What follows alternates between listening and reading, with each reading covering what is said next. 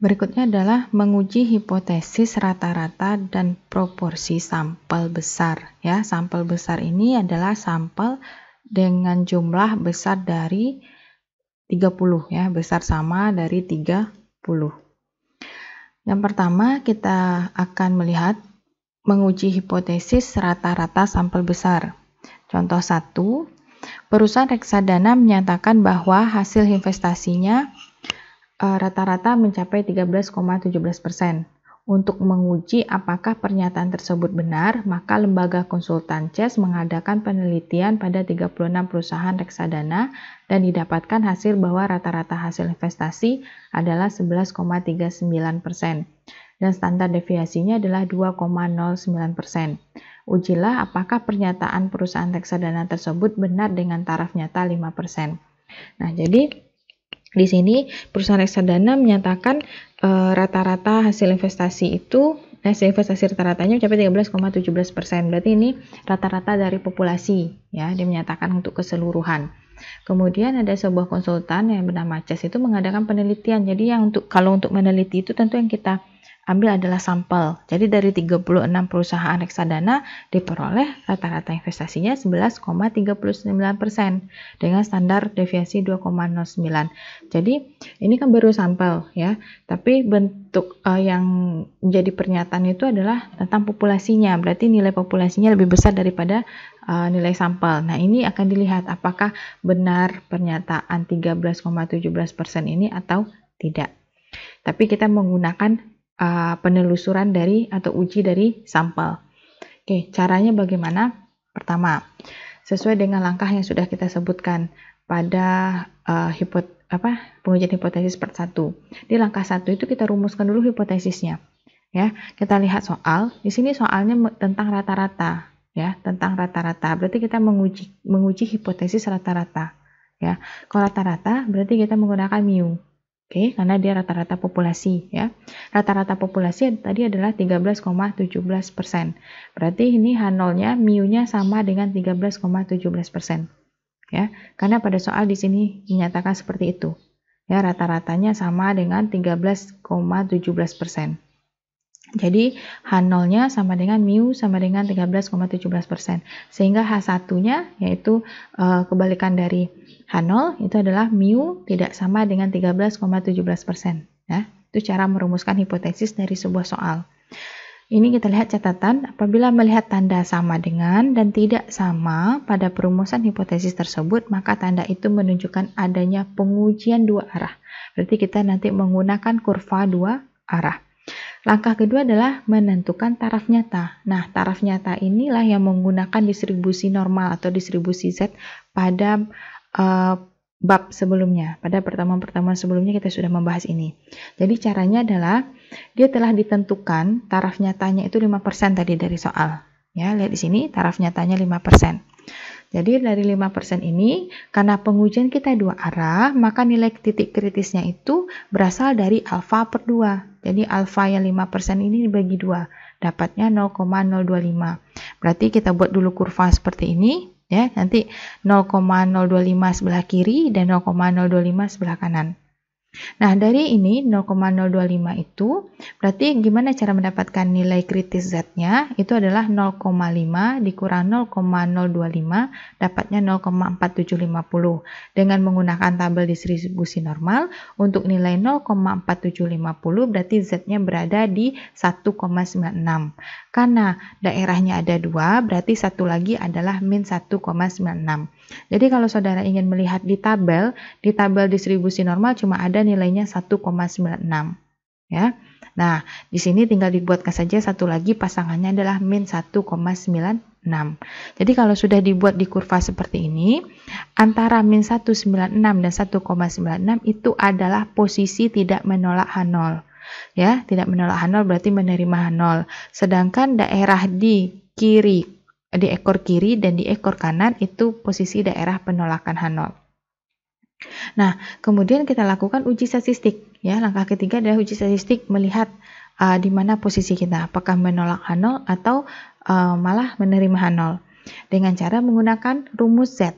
Ya, Z sama dengan X bar dikurang mu per SX, ya, sama dengan, jadi X bar ini adalah rata-rata sampel. Dari soal rata-rata sampel kita adalah 11,39%. Jadi dimasukkan ke sini. 11,39 dikurang dengan rata-rata populasi, ya, yang tadi 13,17 per S-nya tadi 2,09, ini kita dapat dari soal, per akar, ya, dibagi akar N. N kita tadi adalah 36 perusahaan, 36 ya, nanti kita ubah 36 perusahaan. Nah, itu sama dengan min 5,11. Ya, min 5,11. Nah, langkah 4, menentukan daerah keputusan dengan nilai kritis Z sama dengan 1,96. Oke. Nah, ini dia posisinya. Jadi, ini titik kritis min 1,96 dan 1,9. Lihat, Z-nya adalah min 5,11. Kalau min 5,11 berarti posisinya di sini. Ya. Berarti posisinya di sini, min 5,11. Min 5,11 ini adalah daerah penolakan H0. Ya, ini adalah daerah penolakan H0. Jadi, apa keputusannya? Berarti nilai uji Z ternyata terletak pada daerah menolak H0. Ya, nilai uji Z sama dengan min 5,11 terletak di sebelah kiri min 1,96. Oleh sebab itu dapat disimpulkan bahwa menolak H0 dan menerima H1. Ya, sehingga pernyataan bahwa hasil rata-rata investasi sama dengan 13,17% tidak memiliki bukti yang cukup kuat. Ya, tidak ada bukti yang cukup kuat menyatakan bahwa rata-rata investasi itu sama dengan 13,17%. Karena setelah kita uji, hasil uji Z-nya itu berada di min 5,11. Ya, dia di sebelah kiri dari titik kritis. Oke, nanti ini kesalahan ini nanti akan saya hitung kembali, kita menggunakan 39 atau 36. Oke, nanti akan saya perbaiki. Yang jelas beginilah cara mencari atau menentukan apakah hipotesis kita itu benar atau bisa diterima atau sebaliknya harus ditolak. Untuk contoh kedua, PT Matahari Putra Prima di Tangerang mengembangkan sistem pengamanan untuk menurunkan tingkat pencurian. Perusahaan menekankan bahwa pencurian tidak boleh lebih dari 5 kali sehari. Ya, berarti ini juga menunjukkan rata-rata. Ya, rata-ratanya 5 kali sehari. Selama pengamatan 30 hari, ternyata angka pencurian masih tinggi, yaitu 6 kali dengan standar deviasi 4 dan menggunakan taraf nyata 5%. Apakah target perusahaan tersebut tercapai? Ya, tercapai apakah bisa 5 kali sehari? Ini kan dia melihat populasinya. Ya, kemudian dilakukan pengamatan ini sampel. Ya, sampelnya 30 hari, yaitu rata-ratanya 6 kali. Oke, bagaimana cara kita menerjemahkannya ke dalam sebuah hipotesis? Jadi kita menggunakan tetap rata-rata ya. Dia tadi kan permintaannya itu adalah tidak boleh lebih dari 5 kali. Ya, berarti pernyataannya itu kurang atau sama dari 5 kali. Berarti H0-nya itu mu kecil sama 5, sedangkan H1-nya mu besar dari 5. Kemudian menentukan taraf nyata sama dengan sebelumnya. Ini tanda kurang sama ini. Ya, ini menunjukkan kita menggunakan uji satu arah. Oke, kalau menggunakan uji satu arah berarti alfanya tidak kita bagi 2. Alfanya sama dengan 5%. Langsung seperti itu. Nah, bagaimana cara mencari nilai Z?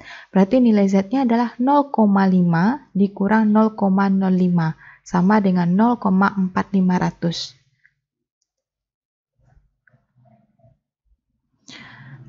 Nah, kalau sebelumnya karena dia menggunakan uji dua arah, ya, uji dua arah berarti alfanya dibagi 2. Karena kita menggunakan uji satu arah berarti cukup alfa saja. Jadi cara mencari titik kritisnya adalah 0,5, ya, sama dengan sebelumnya. Sebelumnya adalah 0,5 dikurang 0,025. Kalau ini untuk satu arah adalah 0,5 dikurang 0,05. Dapatnya 0,4500. Jadi menggunakan tabel distribusi normal, cari posisi 0,45 ini adalah di Z sama dengan 1,65. Jadi 1,65 karena positif, berarti dia berada di sebelah kanan, ya, di ekor kanan. Karena nilai Z, nilai kritis Z-nya itu positif, berarti dia berada di ekor kanan. Oke, jadi sebelah kanan titik kritis itu adalah daerah penolakan H0, sedangkan di sebelah kiri titik kritis itu adalah daerah tidak menolak H0 atau menerima H0. Nah, untuk berikutnya adalah langkah ketiga, kita lakukan uji statistik. Ya, uji statistik tetap sama menggunakan uji Z. Tadi dari sampel kita dapat rata-ratanya 6, dari populasi itu 5. Kemudian standar deviasi ya. Standar deviasinya 4, berarti di sini kita tulis 4. Kemudian jumlah kali pengamatan kita tadi 30 ya. Itu sama dengan 1,36. Nah, kita lihat posisi 1,36 itu adalah di sebelah kiri dari titik kritis. Ya, titik kritis kita tadi kita peroleh nilai Z itu adalah 1,65, berarti dia di sebelah kirinya. Di sebelah kiri itu adalah tidak menolak H0. Berarti nilai uji Z terletak pada daerah tidak menolak H0. Dengan kata lain bahwasanya kita H0 itu diterima. Berarti artinya adalah rata-rata pencurian memang di bawah 5 dan mencapai target perusahaan. Ya, sesuai dengan harapan atau pernyataan di awal tadi ya, karena kita menerima H0. Berikutnya adalah menguji hipotesis untuk proporsi sampel besar ya. Ini untuk sampel, tetap sampel besar.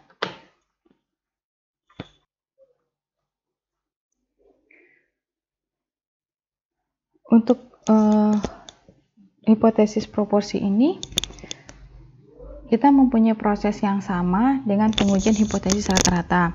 Namun demikian terdapat perbedaan dalam rumus uji Z-nya ya. Rumus uji Z-nya seperti ini. P kecil ini adalah proporsi sampel dikurang proporsi besar atau proporsi populasi dibagi dengan akar P besar kali 1 dikurang P besar per N. Oke. Kita lihat contohnya. Perusahaan pembiayaan multifinance di Indonesia relatif kalah perkembangannya dengan perusahaan reksadana. Pada tahun 2002, aset total mencapai 27 triliun untuk 116 perusahaan, atau aset perusahaan hanya 232 miliar. Menurut majalah investor, walaupun relatif kurang berkembang, ternyata lebih dari 50% merupakan perusahaan yang sehat. Untuk meneliti lebih lanjut tentang perkembangan perusahaan pembiayaan, diambil sebanyak 43 perusahaan sebagai sampel. Hasil penelitian menunjukkan bahwa 67% sehat. Dengan menggunakan taraf nyata 1%, apakah penemuan majalah investor tersebut cukup bukti? Nah, jadi yang membedakan di soal itu antara kasus rata-rata, nilai rata-rata dengan proporsi itu adalah biasanya di soal kalau proporsi itu menunjukkan ada angka-angka persen, ya, angka-angka persen. Nah, sedangkan untuk yang rata-rata tidak ada persen-persentasinya, ya. Berarti kita menyelesaikan kasus itu menggunakan pengujian hipotesis rata-rata. Kalau soalnya ada persentasi, berarti kita menyelesaikan uji pengujian hipotesis itu menggunakan uji hipotesis proporsi. Nah, di sini ada persentasi, berarti menggunakan berarti mengenai pengujian hipotesis proporsi. Oke. Kita lihat ya. Di sini perumusan hipotesis pertama ya, pengujian dilakukan pada proporsi perusahaan yang sehat, yaitu lebih dari 50% katanya tadi ya. Nah, 50%. Oke, ini yang populasi. Kalau yang sampel dari 43 sampel, yang sehat itu 67%. Oke. Jadi H0-nya itu adalah P besar sama dengan 0,5 atau P besar sama dari 50%. Berarti H1-nya P kecil dari 50% atau P kecil dari 0,05. Karena tandanya seperti ini, besar sama atau kecil, berarti dia uji satu arah. Nah, sudah ditentukan tadi taraf nyatanya itu adalah 1% ya. 1% itu sama dengan 0,01.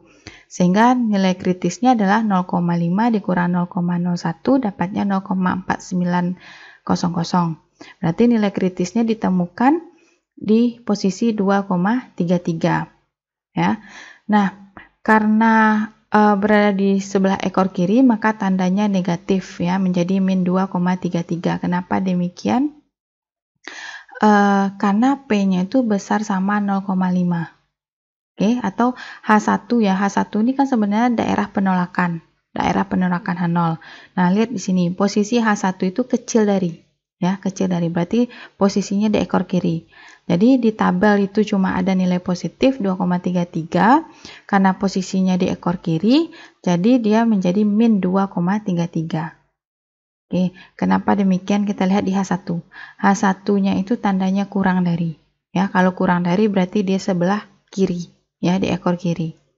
Oke, kita lanjut ya. Melakukan uji statistik Z. Ya, uji statistik Z kita itu sebelumnya kita ketahui P kecilnya 0,67 ya, yaitu dari 67%. Kan sampel tadi ya, sampel 43 diperoleh yang sehat itu 67%. Berarti P kecilnya 0,67, P besarnya 0,5 tadi, dan N-nya 43. Masukkan ke rumus kita dapat 4,39. Nah, karena daerah kritis kita itu di negatif 2,33, sedangkan uji kita di 4,39, berarti di sebelah kanan titik kritis, sebelah kanan, artinya kita menerima H0. Oke, kita menerima H0. Nah, kesimpulannya adalah sehingga penemuan majalah investor bahwa 50% lebih perusahaan pembiayaan adalah sehat mempunyai bukti yang cukup. Berarti benar ya, bahwasanya investor bahwasanya majalah investor menemukan 50% lebih perusahaan pembiayaannya itu dalam kondisi sehat. Dan contoh 4, pemerintah terus-menerus berusaha menjaga kesehatan sektor perbankan sehingga tetap menjadi motor penggerak perekonomian kembali dengan program penjaminan dan lain-lain. Pada tahun 2003 diharapkan 50% dari jumlah bank sudah sehat dan mempunyai keuntungan. Untuk melihat kinerja bank tersebut, majalah Infobank mengambil sampel 60 bank dan hasilnya 35% bank sudah sehat dan mendatangkan keuntungan. Dengan taraf nyata 5%, apakah harapan pemerintah tersebut sudah terwujud? Oke ya, di sini juga ada dalam bentuk persentasi, berarti kita menggunakan uji hipotesis proporsi ya. Di sini 50% ini adalah dia katakan ini proporsi untuk populasi. Sedangkan 35% itu adalah proporsi untuk 60 sampel. Taraf nyatanya 5%. Nah, P-nya di sini adalah sama dengan 0,5. Kita lihat soalnya. Pada tahun 2003 diharapkan sama dengan 50% ya. 50%. Tidak ada dia mengatakan kecil sama lebih dari, tidak, diharapkan 50%. Berarti ini dengan kata sama dengan ya, H0-nya adalah proporsi populasinya sama dengan 0,5 sehingga H1-nya adalah kebalikan dari H0. Proporsi populasinya tidak sama dengan 0,5. Taraf nyatanya karena di sini pakai sama dengan, kita menggunakan uji dua arah. Oke, uji dua arah berarti setengah ekor kanan dan setengah ekor kiri. 0,5 dikurang 0,05 per 2 sama dengan 0,4750. Dilihat dari tabel distribusi normal, titik kritis Z itu berada di 1,96. Karena posisinya ada di sebelah kiri dan kanan, berarti sebelah kiri itu pakai tanda negatif. Oke, sebelah kanan positif. Kemudian kita lakukan uji statistik. Uji statistik setelah kita masukkan ke dalam rumus nilai-nilai tadi, diperoleh nilai Z-nya min 2,23.